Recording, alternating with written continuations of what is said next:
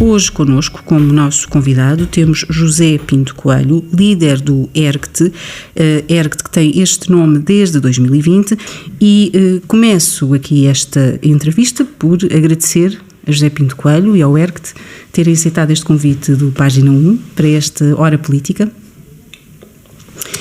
E começava também aqui por perguntar-lhe, estive a confirmar na vossa página, estão a concorrer a estas eleições legislativas em todos os círculos, é assim?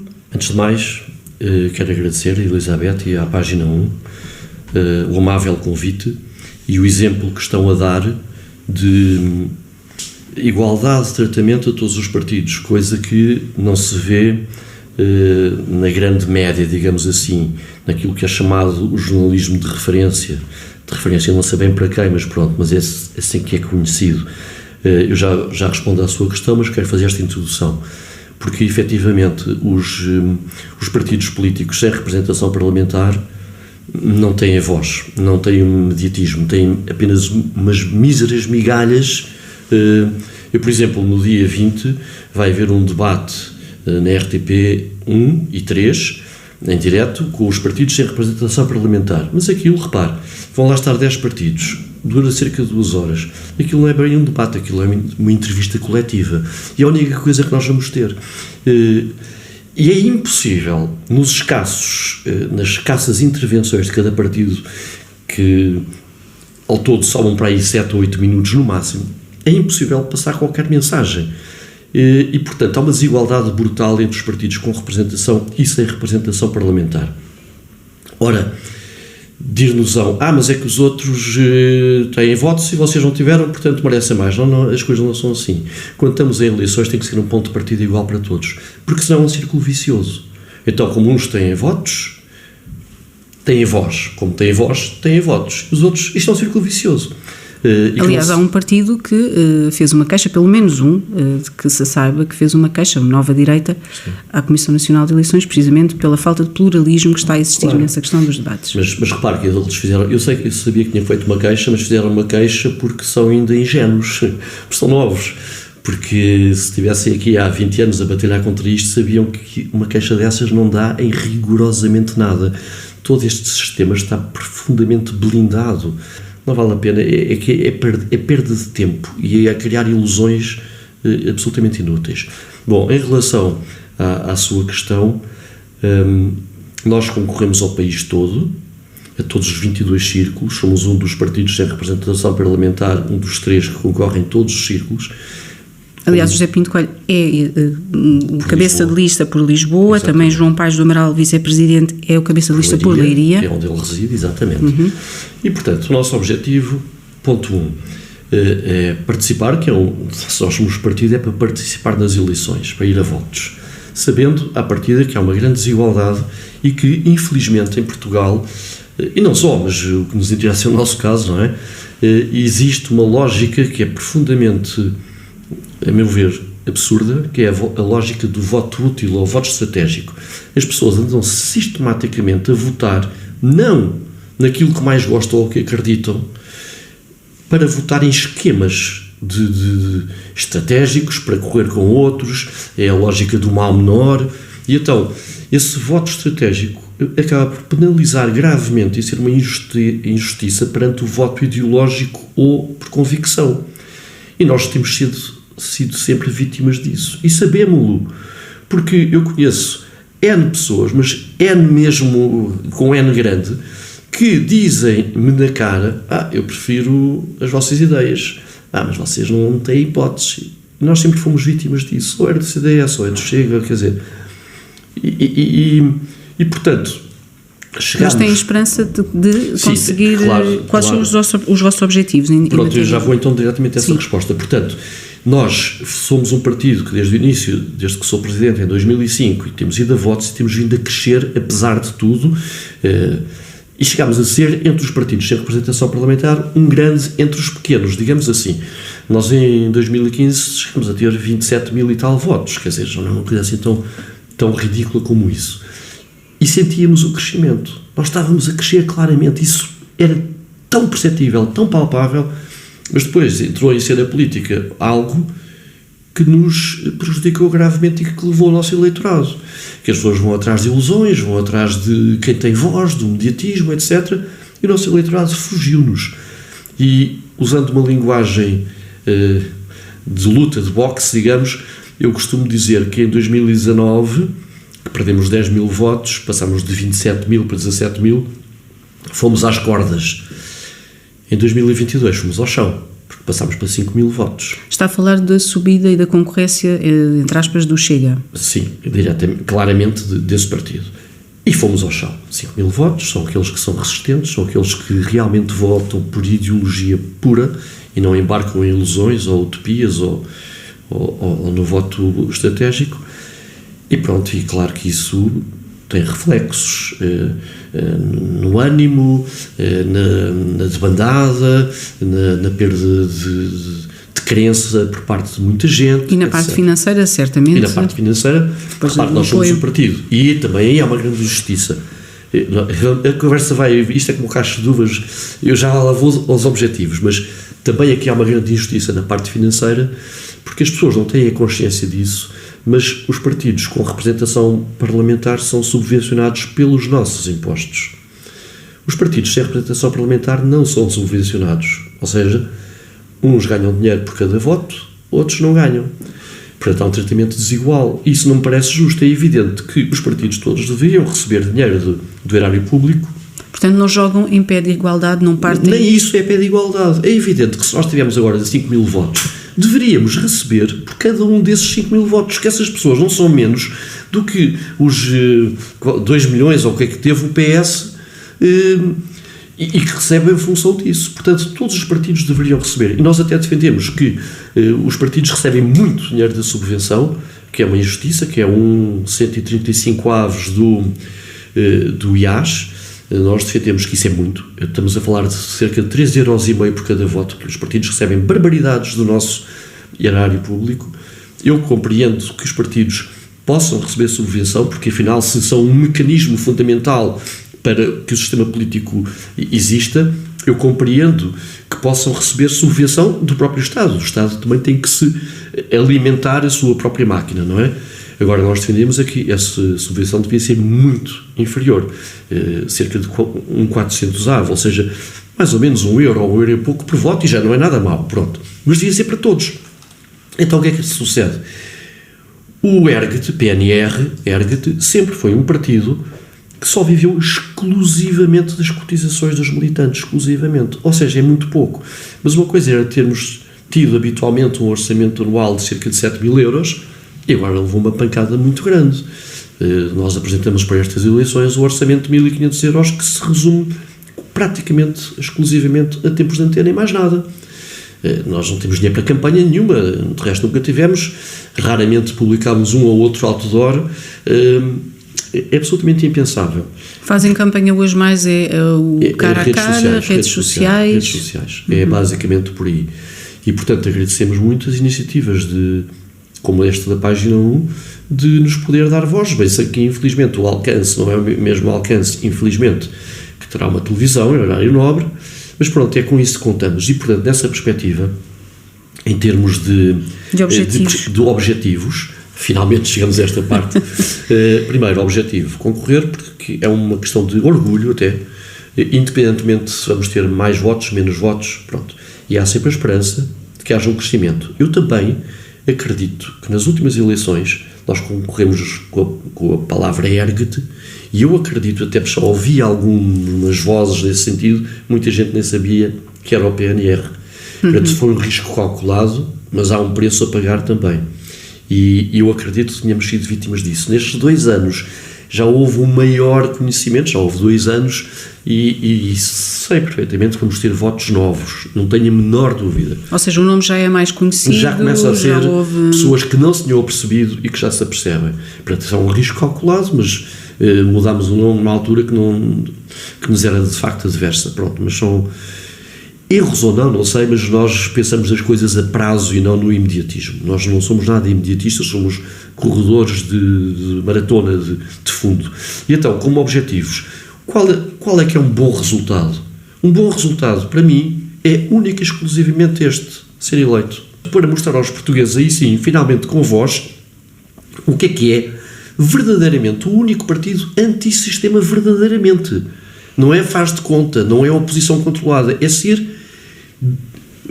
em bater de frente contra este sistema, contra este regime. E, portanto, o que é o regime que fala é aquele do regime arco. de Abril.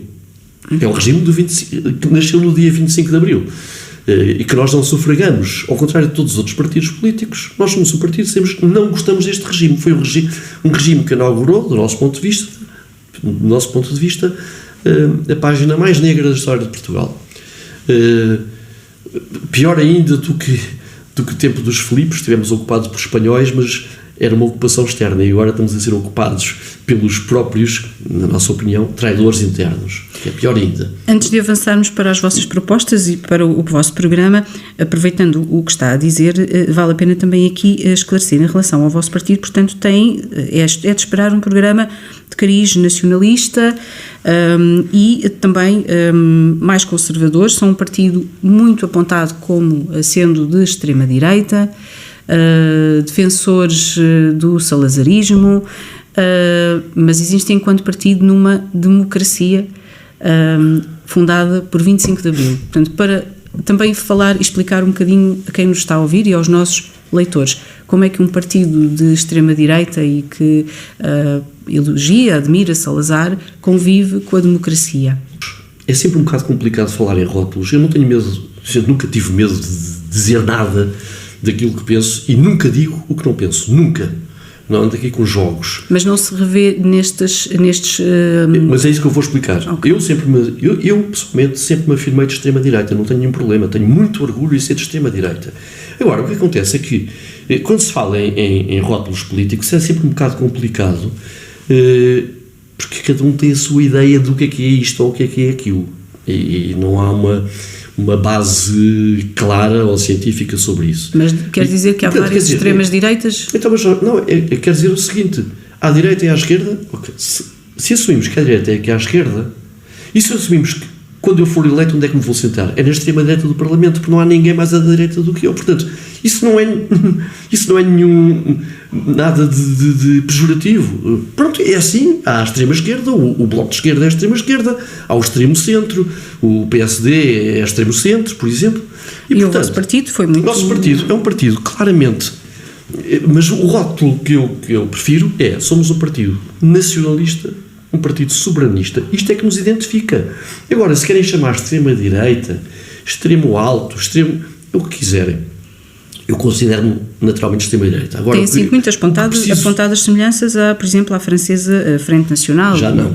Neste momento já não, porque a Frente Nacional desvirtuou-se totalmente com Marine Le Pen, consideramos que está a trair o seu pai. Deixe-me só concluir com uma coisa antes disso. Estava a falar de que somos um partido que defende o salazarismo. Isso não é verdade, essa parte. Eu sou salazarista. O partido não defende isso, porque o partido é do século XXI para o século XXI, para o futuro. Nós não somos passadistas. Agora, é evidente que todos temos direito às nossas referências, que nos informam, de facto.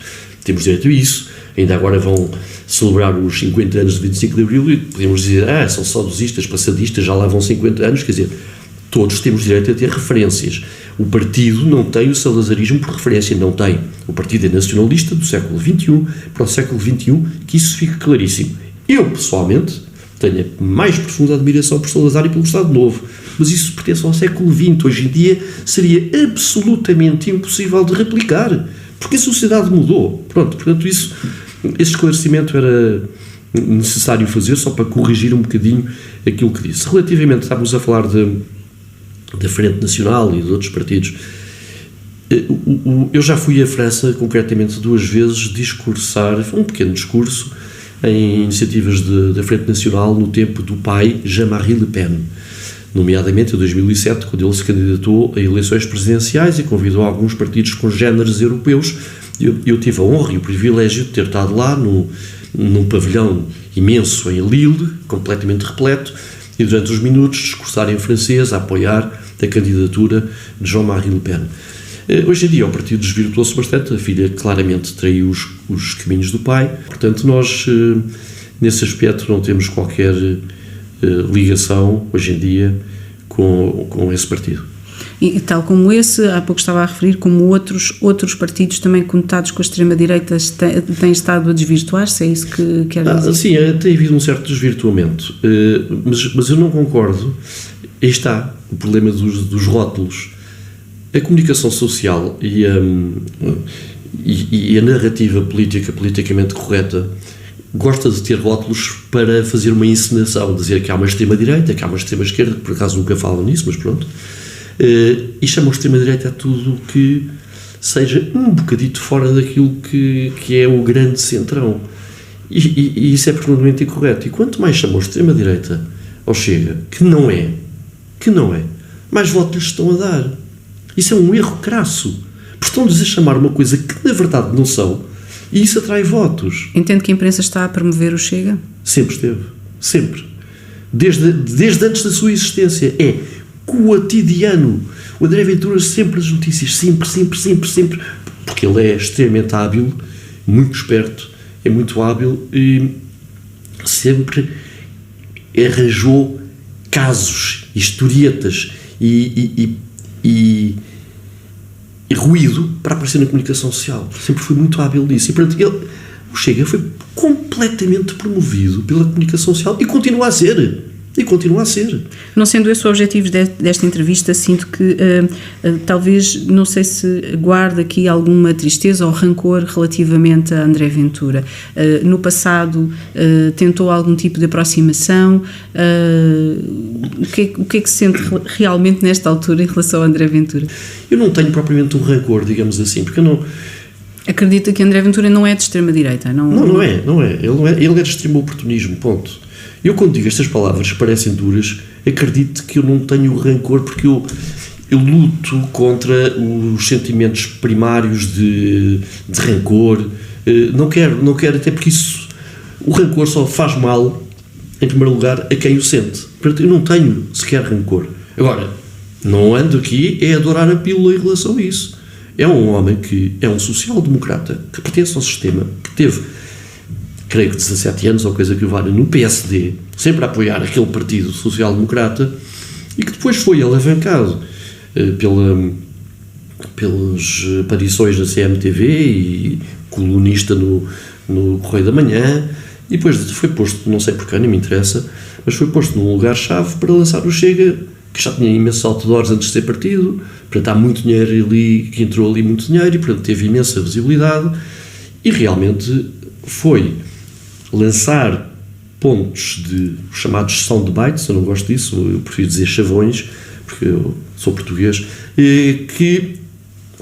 com os quais as pessoas concordam. Só que nós não tínhamos voz, andamos há 20 anos a dizer as mesmas coisas, e aparece um homem, sem passado, digamos assim, entre aspas, começa com uns chavões e as pessoas, este sim senhor, grande coragem e tal. É absurdo. Então não acredita que o Chega, conseguindo mais votos, como as sondagens apontam, terá também capacidade de fazer diferença, ou que a sua intenção seja a de fazer uma diferença? Não vai fazer diferença por uma razão, porque é um partido do sistema, ponto. Veja como é que ele vai buscar ao sistema o refúgio, as borras dos partidos, as segundas e terceiras linhas do PSD, do CDS, da Aliança, ele está a ir buscá-los todos, ou seja, pessoas que não tinham já emprego nesses partidos vão ter um emprego no Chega. Isso é um partido antissistema, por amor de Deus, não é nada. Isso é um partido completamente do sistema e que depois não tem pilares fundamentais ideológicos. São tudo isso ao contrário, se for preciso. Portanto, não se trata de rancor contra uma pessoa, trata-se de um sentimento real de injustiça, mas não é... Eu não me importava nada, já não acredito que o Chega vai ter 20% dos votos, não acredito. Isso não acredito. Não acredita que as sondagens... As sondagens não acredito, não acredito. Chega a hora H e não vai ter. Mas pronto, vai subir consideravelmente.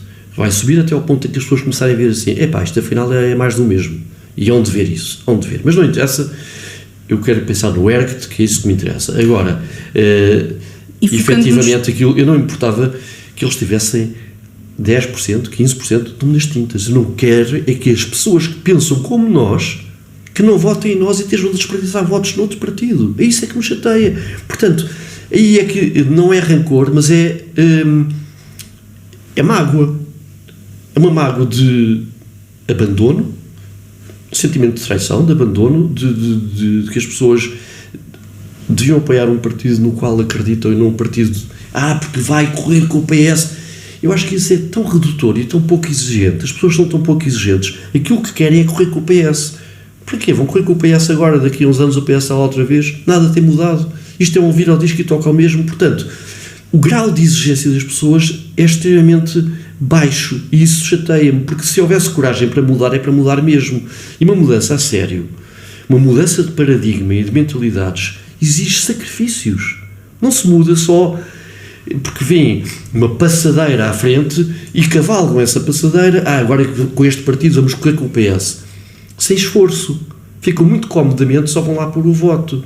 E esquecem aquelas pessoas que têm lutado contra tudo e contra todos, sem meios, gastam a sua vida toda a lutar e viram-lhes as costas.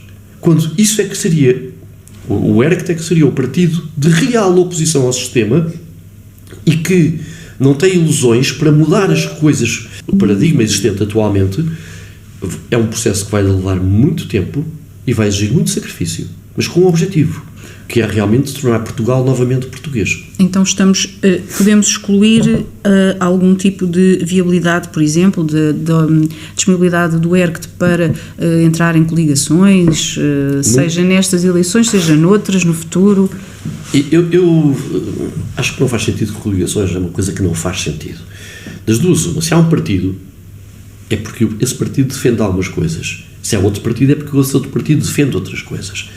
Se há partidos muito semelhantes, às tantas mais vale fundirem-se, não é? E porque quando há uma coligação tem de haver cedências. Nem pensar, coligações não. Porque coligações obrigam a cedências importantíssimas. Além disso, se nós estamos sempre a combater o sistema e todos estes partidos do sistema, sejam eles com ou sem representação parlamentar, isso no fundo era trair a nossa própria identidade. Portanto, nunca faremos coligações. E, voltando aqui às contradições do outro senhor, uma pessoa que dizia há anos que nunca faria nada, acordos de governo e coligações com os partidos do sistema, que dizia-se antissistema, está desejoso de entrar num governo qualquer com o PSD. Está desejoso e as pessoas não conseguem ver isso. Isso é absolutamente... Essas contradições é que acho que devia... As pessoas não conseguem ver. E isso é que me entristece. Isso sinceramente entristece-me, que é a cegueira. As pessoas, quando estão deslumbradas com alguma coisa, só veem o que querem. E, portanto, não vale a pena bater mais no ceguinho e estar sempre... Nós temos de fazer o nosso caminho. Quem começa a abrir a pestana e volta para nós é muitíssimo bem-vindo. É porque eu acredito no arrependimento e, neste momento, já sinto que há pessoas que já estão arrependidas. Sinto porque sei que há pessoas que já voltaram para trás. Pois enganei-me e tal. Mas são bem recebidas, porque eu acredito que as pessoas se possam enganar. Lamento, dói-me, mas pronto, mas é assim a vida e vamos continuar no nosso caminho. Olhando agora para a frente, dentro desse contexto, quais são, que propostas, e penso que ainda não têm fechado o vosso, como outros partidos também, fechado o vosso programa agora para as legislativas, mas têm algumas ideias que já vinham também de anteriores eleições, nomeadamente, eu recordo algumas, como a vossa proposta para reindustrializar a economia e também promover a agricultura e as pescas, regular os mercados de energia e o financeiro, regular os produtos de primeira necessidade, mas pronto, tinham uma visão bastante alargada, começando por aqui. Depois também gostaria de ouvir a sua opinião sobre aquelas crises e aquelas áreas mais mediáticas que têm sido a crise na habitação, a crise no setor, no Serviço Nacional de Saúde, mas relativamente à vossa visão para o país e aquilo que propõem aos portugueses, quais são as vossas ideias? Porque é que os portugueses deverão votar em vocês e nas vossas propostas? Bem, começou por me falar numa área que não é propriamente aquela que mais nos identifica. Nós temos posições sobre todas as matérias, que vão desde o ambiente até à imigração. Agora, há matérias que são bandeiras principais porque nos distinguem de todos os demais. E na economia também, de alguma forma, sim, porque nós repudiamos de igual forma o socialismo e o liberalismo. Para nós são dois cancros, são duas mazelas, são dois atentados à soberania de uma nação.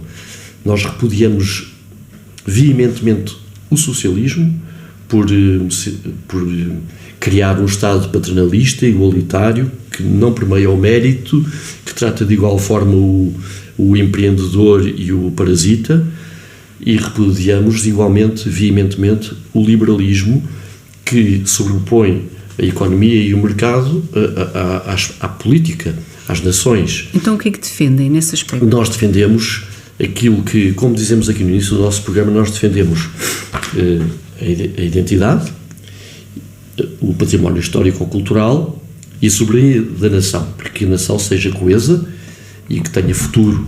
Agora, temos de definir perspectivas político-sociais que sejam realistas no contexto em que vivemos. Nós não somos tontinhos, desajustados do tempo, nem anacrónicos. E, portanto, uma coisa é aquilo que idealizaríamos, outra coisa é aquilo que é possível. Pronto. E eu, pessoalmente, gosto do protecionismo de mercado. Esse protecionismo, até lhe posso dar 2 exemplos muito concretos e muito bem sucedidos, na Espanha de Franco ou no Brasil do regime militar, em que tinham capacidade e tinham meios para promover a produção nacional e alavancar a economia, e foram 2 grandes sucessos, quer para um país, quer para o outro. Eu sei que hoje em dia, vai-me dizer assim, mas hoje em dia não é possível. Pois não, hoje em dia não é possível. No contexto atual mundial, imersos na União Europeia, nada disso é possível. Mas também é verdade que, se eu sinto que estamos amarrados de mãos e pés, uma pessoa que está amarrada pode tentar, com alguns movimentos, folgar um bocadinho os laços. E, portanto, aquilo que nós defendemos é proteger, na medida do possível, tudo o que é produção nacional, relançar, repito, na medida do possível, mas sendo corajosos nisso e batendo o pé onde pudermos à União Europeia, relançar os setores vitais para a nossa maior autonomia e soberania, como sejam o setor alimentar, o setor energético, a pesca, a agricultura, indústrias. Nós abatemos isso tudo. Nós demos cabo disso tudo. Portanto, a nossa integração na União Europeia não só foi uma irresponsabilidade mal feita, podia ter sido muito melhor acautelada. A entrada no euro, do meu ponto de vista, foi também um erro crasso, porque os portugueses continuaram a ganhar salários na lógica do escudo, mas a consumir na lógica do euro, perderam uma qualidade de vida absolutamente extraordinária, e tudo isto está irrecuperável. Nós somos um país que continuamos a ter no mercado, por exemplo, habitacional, preços a nível de outras cidades europeias, mas ganhamos muitíssimo menos. E temos uma concorrência desleal que vem cá estrangeiros, compram casas e estão a comprimir e estão a fazer uma pressão brutal no mercado habitacional. E, portanto... Mas também incentivados por algumas políticas. E são incentivados, pior ainda, são as tais traições, por isso é que eu digo que isto é um regime traidor, porque está a desproteger e a prejudicar o seu próprio povo. E isso volta-me à questão do protecionismo de mercado. Nós defendemos o protecionismo onde ele é possível. E há sítios onde é possível. E este regime o que faz, estes sucessivos governos, e repare que eu não aponto só o dedo ao PS, porque isso é tal ilusão muito pouco exigente. A mim não me interessa combater o PS, eu quero combatê-los a todos, porque no fundo são todos culpados. É verdade que o PS esteve lá muito mais anos do que o PSD/CDS, é verdade. Mas os outros também fizeram a mesma porcaria, quer dizer, os vistos gold e essas coisas todas que nos estão a prejudicar gravemente. E por isso, aquilo que nós defendemos é o maior protecionismo possível em cada momento àquilo que é nosso. Isso não é nada de mau, pelo contrário, é muito bom, é proteger aquilo que é nosso. Agora vai-me dizer, mas há muitos limites em função da União Europeia, etc. Pois há, mas nós temos que começar a alargar um pouco isso e criar as condições para que num futuro, o mais próximo possível, mas já sempre distante, possamos, sei lá, pensar numa espécie de Brexit, porque as pessoas também diziam, agitavam a bandeira, a Inglaterra vai se perder, não se perdeu nada. A Inglaterra continuou o seu caminho, é verdade, não estava no euro, é verdade, tem outra capacidade, nós não temos, é verdade, mas por isso é que eu defendo que temos de começar a olhar para nós e a criar as condições para que um dia possamos não depender, porque senão, por este caminho, o que é que nós somos? Somos um povo escravo. E, portanto, defende a saída de Portugal a prazo, a possível saída de Portugal? Nós somos contra a União Europeia, contra esta União Federalista, castradora, que destrói as pátrias, só que nós não somos irresponsáveis, tipo MRPP e demagogos, a dizer, vamos sair como? E depois? E no dia seguinte quem é que paga os ordenados da função pública e tudo? Isso é impossível. Temos que perceber, isso é impossível. Agora, também não alinhamos daqueles que estão muito confortáveis na União Europeia e continuam... Não. A União Europeia do nosso ponto de vista, é um corpo estranho que tem de ser combatido, porque é uma construção artificial e que tem vindo a mudar. A União Europeia de hoje em dia não tem nada a ver com a inicial CEE. Ou seja, está a ser mudada nas nossas costas, nos bastidores, por políticas obscuras e interesses inconfessáveis que só prejudicam as nações e com isso prejudicam as empresas nacionais, as famílias nacionais e por aí fora. Portanto, eu não vou dizer que gosto da União Europeia. Eu detesto a União Europeia, eu sou contra a União Europeia. Agora, nós não podemos sair, ponto. Temos é que de criar condições para que um dia nós, mais uma vez, as nossas políticas, as nossas propostas são a prazo, é mudança de paradigma, é mudança de mentalidades. A curto prazo e a médio prazo aquilo que podemos fazer é, dentro do possível, mudar algumas coisas e por isso é urgente que entremos na Assembleia da República para que a partir daí possamos crescer desmesuradamente, que eu acredito nisso, e começar a mudar o rumo de algumas coisas em Portugal. Portanto, como disse, com algumas medidas para já de algum tipo, o que se puder fazer de protecionismo em algumas áreas. Mas fala, por exemplo, proteção ao nível de produtos, de tudo, indústrias... Claro. De tudo, porque veja uma coisa, a mim faz-me essa aflição que, por exemplo, que a eletricidade seja dos chineses, que a ANA seja dos franceses. Isso não faz sentido. Quer dizer, essas coisas de duas uma, ou são viáveis ou não são viáveis. Se são viáveis, porque não está na mão dos portugueses? Então na mão dos chineses é viável, na nossa mão não é? Isso é um crime de traição à pátria. Passar setores absolutamente vitais da nossa economia e soberania para mãos estrangeiras. Isso nunca poderia ter acontecido. E é justamente... Isso não era obrigatório. Ninguém nos obrigou a vender esses... Não faz sentido. O Parque das Nações... O Campos de Justiça... O Estado português, ou seja, os nossos impostos, estão a pagar milhões de euros por ano de arrendamento aos proprietários que também são franceses. Isso faz algum sentido? Portanto, é nesta perspectiva que temos de ter medidas protecionistas, ou seja, garantir a maior independência, a maior autonomia possível. E isso aplica-se transversalmente em todos os setores, desde a propriedade às grandes empresas, às energias, à produção agrícola, tudo. Não devemos abdicar e devemos é recuperar isso. Nós devemos sentir em português o que só deve ser sentido em português. Por isso é que também, noutro âmbito totalmente, agora vou disparar para outro sítio, o acordo ortográfico, por exemplo, não tem nada a ver com a economia, mas a vida não vive só de economia, também é uma traição, porque estamos a desvirtuar aquilo que é a nossa língua escrita e portanto, estamos a abdicar voluntariamente de uma parcela importante de identidade nacional, não é? E, portanto, isso aplica-se quer à cultura, quer à economia, quer... Então, fica aqui também a questão, se defende esta políticas mais proteccionistas, qual é a vossa postura em relação a um dos temas, que também tem sido um tema do momento, não só em Portugal, mas na União Europeia, que é o tema da imigração, do fluxo de imigrantes para Portugal e para outros países europeus, e qual é a vossa postura relativamente à situação? Se há que haver um maior controlo, como alguns países já estão a querer instituir, ou se não, se devemos ter portas abertas, qual é a vossa postura? Já em 2000 nos insurgíamos contra as leis permissivas de imigração. Estamos a falar há 23 anos atrás. Nós sempre nos batemos pela nossa identidade e pela promoção do crescimento demográfico de portugueses, porque nós estamos a passar um terrível inverno demográfico, não nascem portugueses, nascem cada vez menos, e o que é preciso é investir no nascimento de portugueses e não na importação de imigrantes para colmatar essa falha.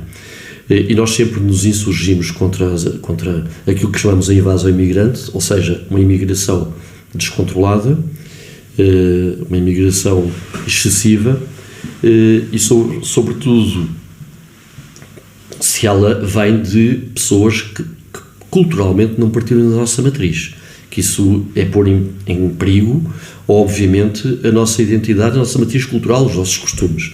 Portanto, nós sempre fomos contra isso. De resto, em 2007, aquele famoso cartaz do Marquês, em que eu pus, e que foi na altura, estamos a falar de 2007, corremos um grande risco, mas com coragem, mais uma vez, dissemos basta de imigração, nacionalismo é a solução, e depois uma nota de humor também que faz parte, que é façam boa viagem. Portanto, nós sempre fomos contra esta imigração invasora, contra os acordos de Schengen. Um país sem fronteiras é a mesma coisa que uma casa sem portas. Ninguém na sua casa tem a porta escancarada ou retira a porta. Quer dizer, entra quem queremos e não entra quem não queremos. E, portanto, isso não faz absolutamente sentido nenhum. Mas, na sua opinião, a Europa e Portugal deveriam, sobretudo Portugal, que também é um país que teve muitos imigrantes e um país que sempre, na sua história, se integrou, umas vezes melhor, outras vezes menos melhor, entre aspas, com outras culturas.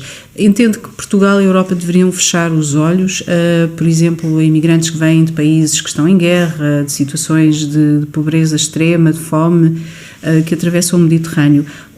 Sim. Portugal e a Europa deveriam ter uma política diferente. O que é que fariam em relação a essas pessoas? Quando começou a primeira grande onda desses ditos refugiados, nós, foi em 2015, pusemos um outdoor único a dizer não aos refugiados, porque esses refugiados, pusemos entre aspas, no fundo eram imigrantes económicos. Aproveitaram a situação da guerra na Síria e os que cá chegavam vinham de vários países, mas nem sequer era da Síria. Foi um falso acolhimento de refugiados. Deixa-me só acabar aqui com um mito. Portugal sempre foi um país de emigração. É verdade.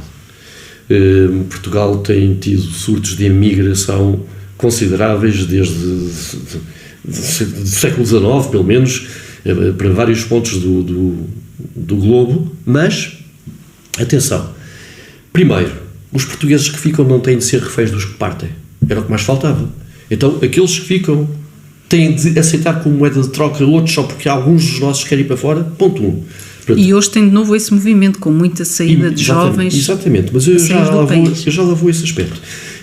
Ponto 1, de uma vez por todas, as pessoas têm que bater o pé e não se deixar comer por parvas com certas... nós também emigramos. E daí? Olha, eu também vivi no Brasil, a seguir ao 25 de Abril. Era miúdo. Mas, primeiro, os portugueses ficam, não têm que ser reféns daqueles que partem. Ponto 1. Ponto 2. Quando os portugueses imigram, a sério, imigram para trabalhar. E não é de mão estendida à espera de apoios sociais.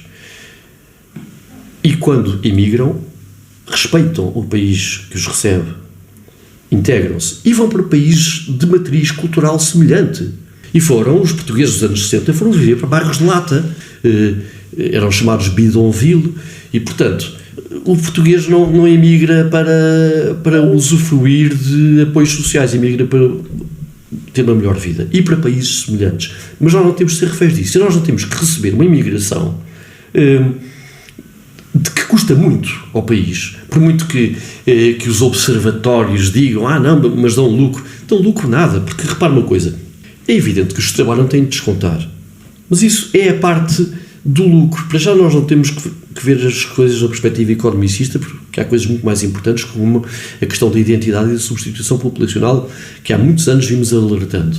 Mas mesmo do ponto de vista da economia, isso é o que ganhamos. Então, e o que perdemos em apoios sociais? E o que perdemos na criminalidade tem vindo a aumentar? E não venham cá com conversas que o português se tornou mais criminoso. Não. A criminalidade vem, sim, da imigração descontrolada. Mas também há muitas redes. Houve redes que acabam por aproveitar-se da fragilidade de muitos imigrantes. Claro, não é? mas nós sempre fomos os primeiros a dizer que o principal culpado, nós não apontamos o dedo à pessoa do imigrante em concreto, a não ser em alguns casos, apontamos o dedo aos nossos governantes, que são traidores, que permitem isto. E que depois Isto é tudo uma hipocrisia.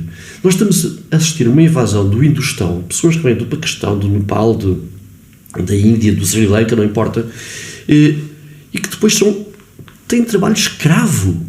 E absolutamente, como é que essas pessoas, defensoras, são os campeões de defesa dos direitos humanos, de dignidade, como toda a esquerda, mas depois encomendam comida à casa que vem fornecida por um paquistanês qualquer, passa o dia de sol a sol a trabalhar, a dar ao pedal, para ganhar uma miséria, e que vive num buraco qualquer com mais 50 pessoas. Isto é uma hipocrisia, porque eles estão a fomentar o trabalho escravo, indigno, e estão a prejudicar gravemente os portugueses. E depois, e são os que trabalham, e os que não trabalham, que há tanta imigração, tanta gente por este país fora e cada vez mais fora dos grandes centros urbanos, pessoas que não trabalham, que vivem exclusivamente de apoios sociais, pagos com os nossos impostos. Isso é de uma injustiça tremenda. E, portanto, o que o ERCT sempre defende é reverter os fluxos migratórios. E isso não se faz com medidas avulso, nem com cosméticas. Por isso é que eu falo sempre na mudança de paradigma, e isso vai levar tempo, mas é preciso começar. É preciso começar a criar condições para que Portugal, baixando impostos, é a famosa curva de Laffer, quer dizer... Portanto, defendem que sejam reduzidos os impostos no país. Para animar a economia, porque quando há uma grande pressão sobre os impostos, o próprio Estado não angaria tantas receitas como angariaria se houvesse uma baixa de impostos. O que é que acontece? É que é preciso mexer em N situações. Mas nos impostos para as empresas, nos impostos para as famílias... Para as famílias e para tudo. Ou seja, é preciso voltar a criar condições para que os portugueses regressem, porque há muitos portugueses, sobretudo jovens, massa cinzenta, que saem do país, alguns porque querem, mas isso são a minoria.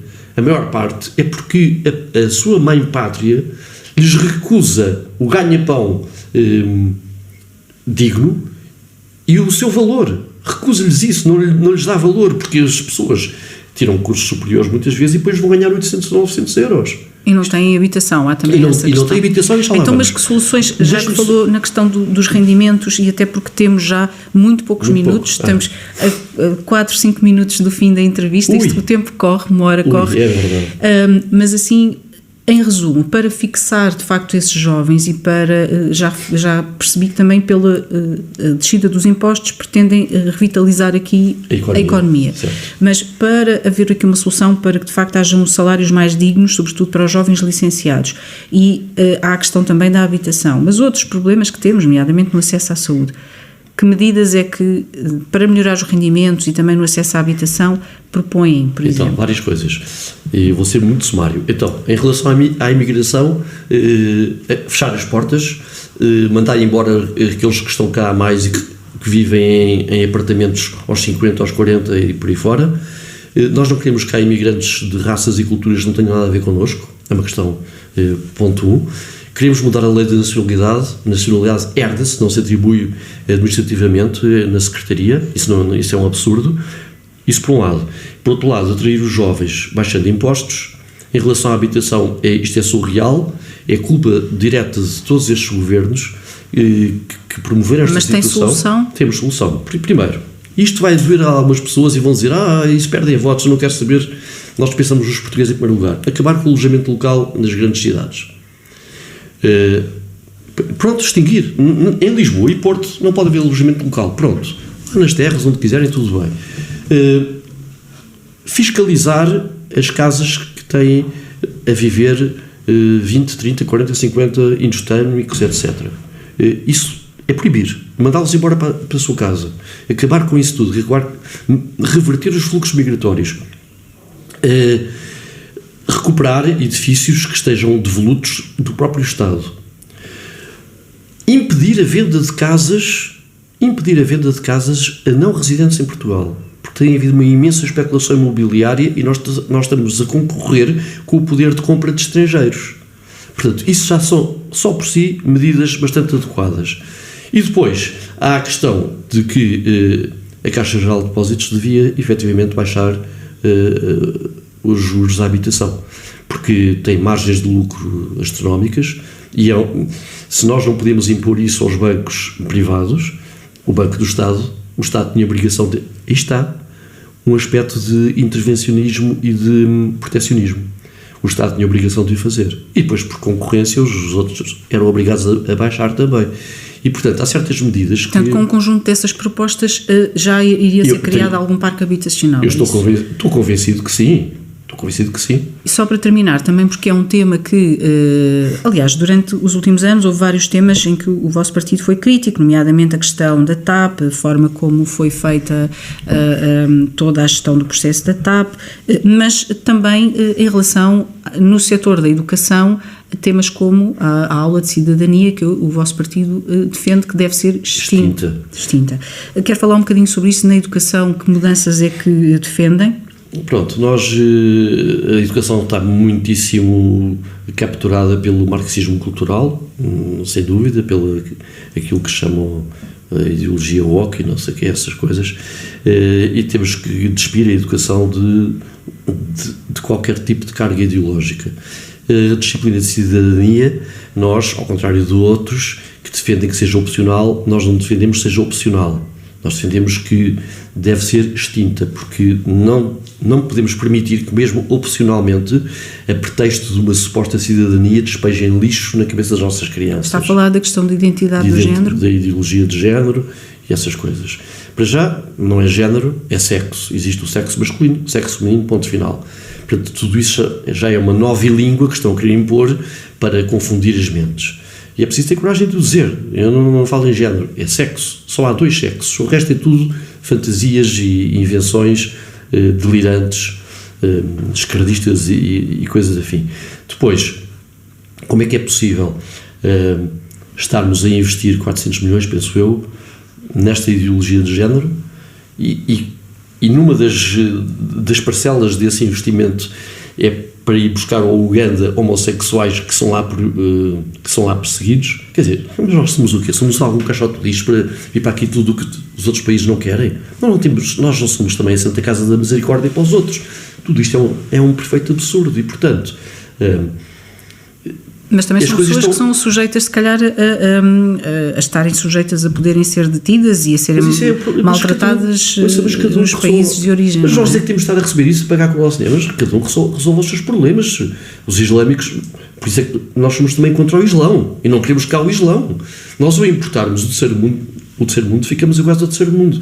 E repare, a educação é um setor absolutamente fundamental, porque é aí que estão a formatar as nossas crianças. Há 3 setores que são... E para terminar, estamos mesmo aqui já... terminar. Há 3 setores que são absolutamente fundamentais e que têm sido usados pela sabedoria do marxismo cultural, que é a escola, a universidade e a comunicação social, para promover tudo o que é porcaria. E isso tem que ser... Também tudo isso tem de ser revertido. Na sua visão são áreas que estão... completamente capturadas para formatar as mentes e para destruir tudo o que sejam valores tradicionais. E só, para acabar, chamam-nos conservadores. Nós somos conservadores, nós somos tradicionais. O tradicionalismo é bastante diferente.